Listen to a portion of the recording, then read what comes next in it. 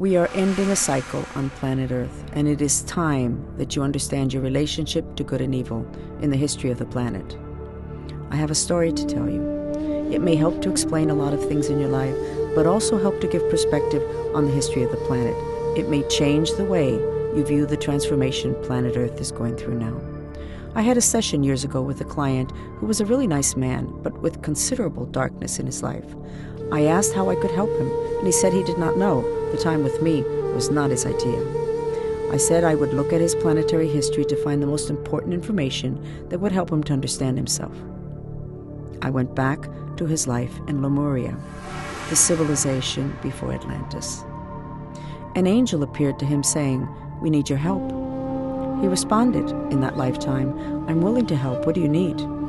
They said what they needed was difficult, and he responded that he was willing.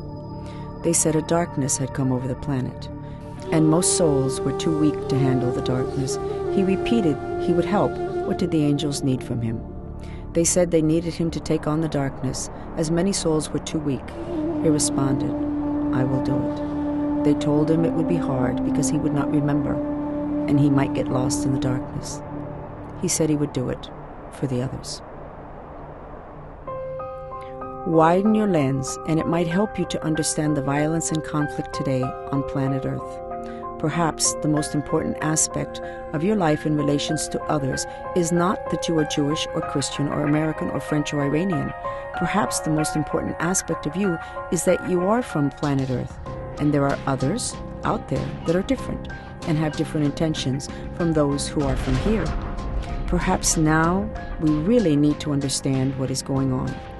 We are in a final battle between light and dark on planet Earth. We need to widen our lens to know who we are and who our true enemies are. We are multidimensional beings. We have parts of ourselves in several dimensions at a time. We are energetically structured like the tree of life, which is the backbone of our multidimensional system. Our individual sacred tree of life is our chakra system. Its central axis is the trunk of the tree of your life. It is your holy grail, with its funnel-like structure at the top, drawing in off-planet energies, and a funnel-like shape at the bottom, drawing in Earth energies. Unfortunately, the top of your tree of life will be filled with the energy of Xibalba, what the Mayans called the path to the underworld, and scientists call the dark rift because of the alignments of the planets, which complete on December 21st, 2012. Unfortunately, the bottom of your tree of life, your holy grail, is already susceptible to the energies from Xibalba due to Earth's broken Brahmavara. Who is going to take on the darkness from the broken Brahmavara in the Gulf of Mexico? Who is going to take on the darkness that will enter the planet via the supermassive black hole that is aligning with planet Earth? Who will go to war to process the violence and conflict that is pouring onto the planet now?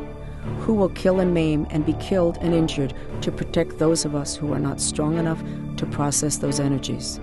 If it is true that Jerusalem is to be the site of the final battle between light and dark, good and evil, then the peoples who spiritually chose to carry the dark energy poured onto the planet are sacrificing themselves for all of us.